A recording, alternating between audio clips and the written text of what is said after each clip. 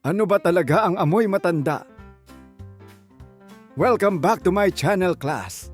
Ako muli si Professor Ipaliwanag ng University of Life at ngayong araw pag-uusapan natin ang isang phenomenon na halos lahat tayo nakakapansin pero bihira o hindi natin na ipagtatanong. Ang tinatawag na amoy matanda. Bakit nga ba parang may sariling personality ang amoy ng maraming matatanda? Alamin ang science sa likod nito. Dito sa The Taglish Explainer. Ang topic na ito ay mula kay Lola Bash ni Pohpoy72. Salamat sa suggestion mo and shoutout sa mga taga Siargao. Minsan kapag pumasok ka sa lumang bookstore, antique shop, o kahit sa sala ng lola mo, may kakaiba kang naamoy. At hindi ito dahil lang sa alikabok o lumang furniture. Ito ay biological.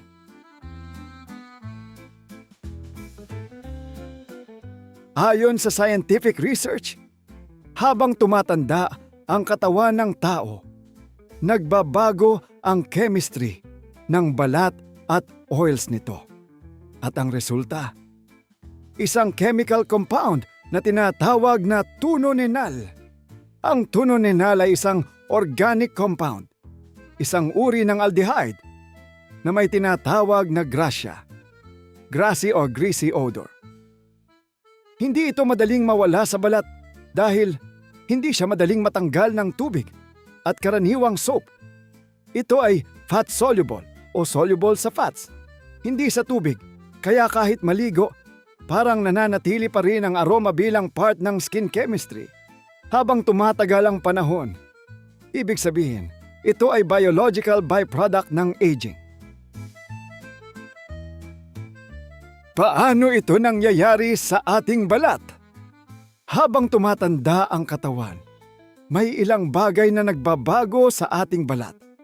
Una, mas dumadami ang omega-7 fatty acids sa skin surface lipids. Class, kapag dumami ang bilang nito sa balat, mas madali silang sumailalim sa oxidation dahil sa exposure sa hangin at iba pang stressors. Ikalawa, nagiging mas matagal ang turnover ng skin cells.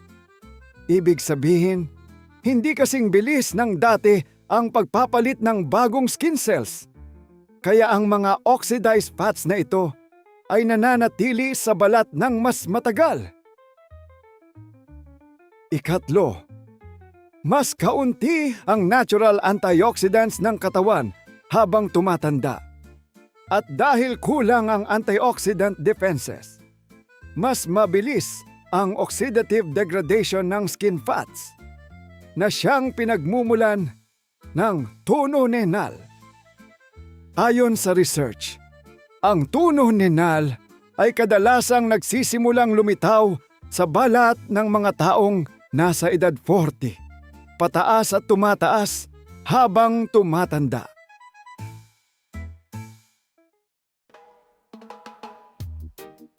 Sa isang study na pinaghalong chemical at behavioral analysis, nalaman ng mga researchers na marami pa ring tao ang nakakakilala ng distinct odor ng matatanda sa test odor samples. Hindi dahil ito ay malakas o masamang amoy, kundi dahil ito ay kakaiba kumpara sa body smells ng mga kabataan at mid-age people.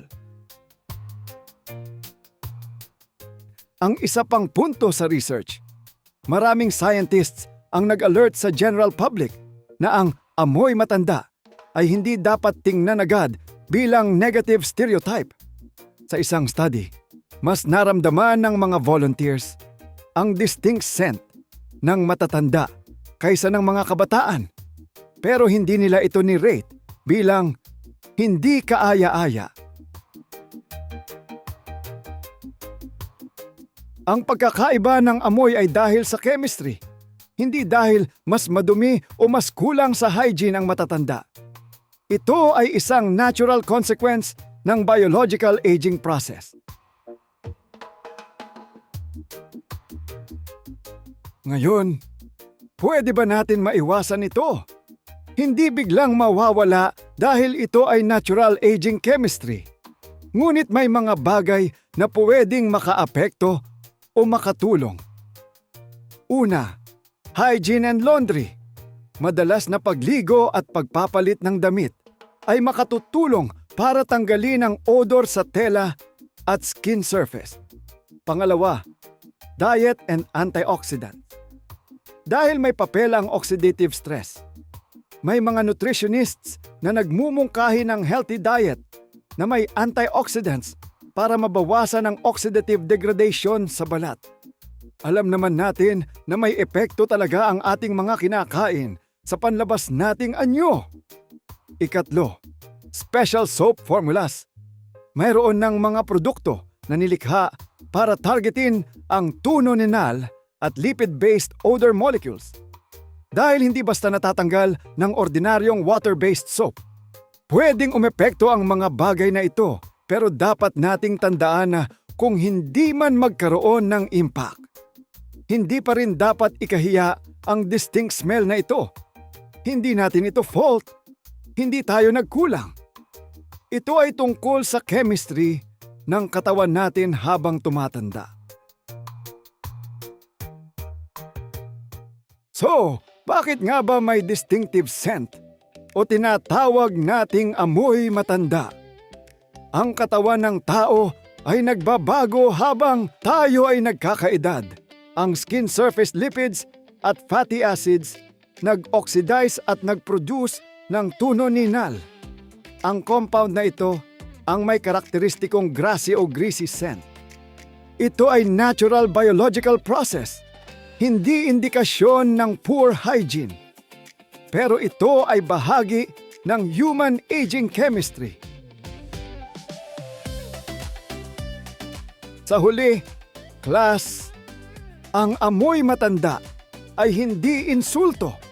Hindi ito dahilan para mahiya.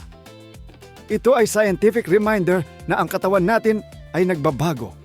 At ang mga pagbabago ay may kakaibang kwento. Hindi lang sa puso, kundi pati sa molecules na bumabalot sa balat natin. Ako si Professor Ipaliwanag ng University of Life at tandaan ninyo, ang buhay tulad ng amoy nito ay hindi static. Ito ay evolving science at kahit amoy may dahilan.